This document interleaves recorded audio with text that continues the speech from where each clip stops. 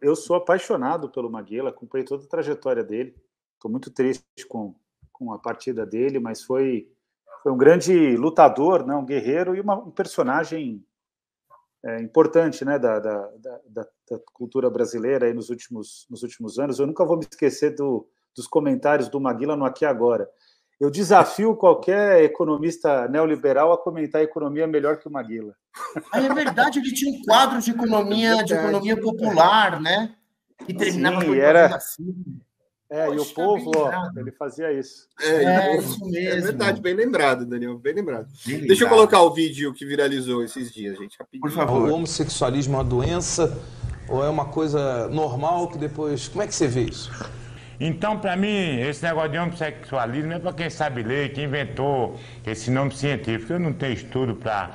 Então, para mim, o viado, no caso, não é uma doença. Ele já nasceu com esse dom de ser viado e transar com homem. Então, eu não acho que isso é uma doença. É que a pessoa já nasceu com o dom. E outra coisa que eu discordo do pastor é o seguinte, que quando Deus põe o filho dele na terra, todos nós temos um destino. Leão Lobo já teve esse destino, que ele não vai dizer que começou depois de grande. Ele começou desde pequeno, ele já tinha um jeitinho. Então, Deus que fez ele assim.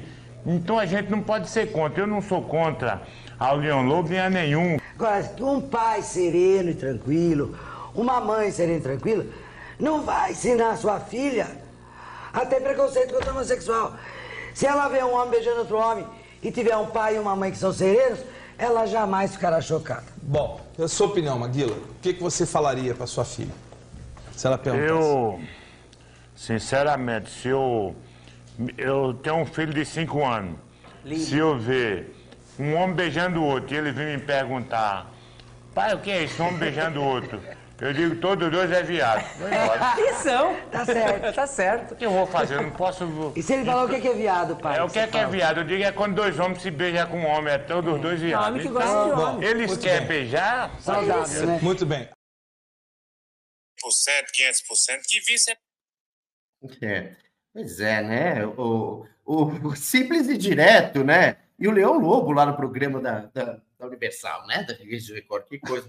Eu só quero colocar um detalhe para a gente ver como existe até pouco tempo, né? Há pouco tempo existia e ainda existe faixas da população de pessoas que são apagadas, né? Quando se falava de homossexualidade, nem se pensava em lésbica, você viu? Eles só falaram de homem.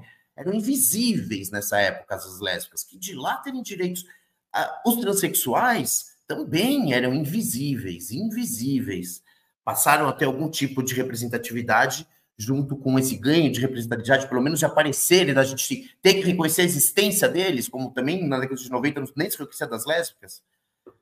Passa a se ter combate a essas pessoas ao ganho. Por isso que, hoje em dia, a transfobia talvez seja mais forte no Brasil do que era na década de 90, porque enquanto eles ficavam lá invisíveis, só servindo de prostituição barata para gay enrustido dentro de casa com a sua esposa, aí eles serviam para alguma coisa. A partir do momento que querem sair da invisibilidade, recebem o combate da reação. Isso é a reação, né? Mas, enfim, eu fugi do tema aí. Daniel, quer falar mais alguma coisa do Maguila? Senão a gente vai falar de eleição, hein? Não, só essa. Eu acho que o Maguila é um grande injustiçado no esporte brasileiro. Eu acompanhei toda a trajetória dele, enfim, cresci vendo as lutas do Maguila e teria sido certamente campeão da AMB se não tivesse enfrentado Evander Holyfield, George Foreman e Mike Tyson no auge das carreiras deles. O Foreman não, né? O Foreman ele teve uma carreira de alto padrão durante toda a sua trajetória. Mas um dos maiores nomes da história do esporte, né, o Foreman. Isso, exato. Não, e o Holyfield, o James Buster Douglas, para incluí-lo também.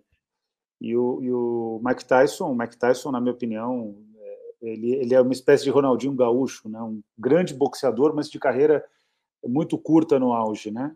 Então, o Maguila foi prejudicado pelo contexto dos seus competidores, né? Ele viveu o auge do boxe, mas foi um grande lutador. Se tivesse hoje atuando no boxe mundial, ele seria campeão da AMB com a maior tranquilidade. Ele tinha um cruzado muito forte, enfim, era um grande lutador. E comentava economia melhor do que os comentaristas da Globo News. Isso eu tenho certeza. Muito bom. Olha só, vamos falar um pouquinho desse Datafolha, da rodada de pesquisas dessa semana. O Datafolha que apresenta a maior diferença entre as intenções de voto do candidato à reeleição e do deputado federal Guilherme Boulos. No entanto, ele, como todos os outros institutos de pesquisa que lançaram levantamentos essa semana, né, que publicaram levantamentos essa semana, é inequívoca uma curva de baixa do prefeito. Inequívoca, todos apontam acima da margem de erro. Queria sua análise desses dados e por que o deputado federal não consegue se beneficiar com essa queda. Os votos não se transformam, esses que saem do Nunes, automaticamente em votos para o Guilherme Boulos, pelo menos considerando essas pesquisas. Então, são dois movimentos, né? Primeiro, o movimento em eleição é o movimento de você deixar de optar por um candidato para depois transferir para outro.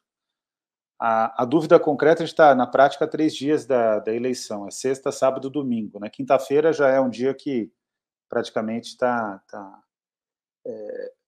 liquidado, né? Não tem muita novidade. A gente tem que observar agora, Vinícius, e tem que lutar na rua, nas redes, para conseguir fazer com que o indeciso, aquele que está saindo do Nunes, entrando nos indecisos, ou aquelas pessoas que já afirmam que não vão votar, que elas optem por votar no Boulos. Esse é o esforço que a gente está fazendo em termos de campanha. Agora, é importante frisar que as pesquisas estão com metodologias muito diferentes nesse segundo turno. O Datafolha, por exemplo, para mensurar a rejeição, faz uma pergunta muito diferente da pergunta da Quest, que é muito diferente da Paraná. A Paraná, que recebe sempre muita crítica, eu sempre falei aqui no DCM, quando eu participo com o Pedro, com o Kiko, agora com vocês, enfim, com outras pessoas do DCM, também em outros canais, eu sempre aviso que é importante sempre pensar nessa questão. Né? A gente está vivendo um processo eleitoral em que a Paraná tem sido um instituto com maior grau de acerto desde a eleição presidencial de 2022, por um motivo bastante prático. A amostragem, em geral, ela segue padrões demográficos, mas na abordagem territorial, a Paraná tem levado vantagem, especialmente em grandes capitais da região sul e sudeste. E ela leva vantagem porque ela tem optado por valorizar lugares e perfis territoriais que acabam sendo, infelizmente, mais conservadores. Por isso que no passado a gente tinha a impressão que a Paraná errava muito, porque ela fazia uma amostragem territorial que prejudicava a esquerda, e a esquerda tinha mais força, e agora é o inverso. Né? A direita tem demonstrado o maior poder de chegada no processo eleitoral. O que eu tenho para dizer? O que eu tenho para dizer é que a discussão de quem está nesse momento, a véspera, na prática do segundo turno, não pode ser uma discussão de pesquisa, tem que ser uma discussão de desempenho, de performance. E, aliás, não pode nem ser uma discussão, tem que ser performance, tem que ir para a rua e conquistar voto em todos os lugares. O que acontece, que é um problema dessas eleições, não só em São Paulo, mas em todo o Brasil, Vinícius. Tive a oportunidade de ir para Cuiabá, nós estamos com um candidato ultra competitivo em Cuiabá, que é o Lúdio, quero mandar um abraço para ele acompanha bastante desses canais. Temos a Natália Bonavides também, Natal, que tem um desempenho alto, cheguei a passar por lá e foi verificável isso. Fortaleza, eu estou com pessoas da minha relação política que estão nesse momento em Fortaleza e estão acompanhando o desempenho da candidatura do PT em Fortaleza, num acerto ali com o PSB do Cid Gomes. Ali você tem também um processo que a gente tem muita esperança, talvez seja o lugar onde a gente está mais bem posicionado. Né? Porque tem a máquina federal, a máquina estadual e parte significativa da máquina municipal de Fortaleza em favor da candidatura do campo progressista. Então, o cenário que se apresenta... É só citar Porto Alegre também, então só para acabar com essas capitais aí... Porto Alegre vive o mesmo problema que São Paulo. Eu acho que esse é o ponto que a gente vai discutir a partir do dia 28. Se nada acontecer, se a gente não conseguir fazer esse movimento de virada, que a gente está se esforçando tanto, o fato é que tanto Porto Alegre como São Paulo, a gente avançou muito pouco nos tetos da esquerda, da centro-esquerda e da esquerda. E a gente vai ter que discutir o motivo disso. Existe um teto nessas cidades e nesses territórios que a gente precisa superar até o dia 27. Se não superar até o dia 27, vai deixar claro que o problema é de ordem política. A gente vai ter que conseguir vencer a rejeição ao campo da centro-esquerda e da esquerda, que é maior essa rejeição em Porto Alegre do que em qualquer outra capital em disputa nesse momento. Claro, é maior entre aqueles que nós temos representantes da centro-esquerda e da esquerda no segundo turno. Claro, tem cidades, capitais falou, que a gente nem chegou perto, né? Curitiba, por exemplo. Curitiba, no caso do PSOL, nós tínhamos uma excelente candidata, que é a Andréa Caldas, que ela conseguiu ampliar o espaço do PSOL, mas ele é irrisório na cidade de Curitiba. BH, por exemplo, que é uma cidade em que já teve governos excelentes de centro-esquerda e de esquerda. É verdade. BH a gente não conseguiu sequer ir para o segundo turno. Cuiabá que é boa surpresa, porque aí Cuiabá é surpresa mesmo. Natal, a gente já tinha uma estrutura, né? Temos a governadora, um forte apoio ao presidente Lula, não tanto em Natal, mas na região metropolitana e no interior do Rio Grande do Norte.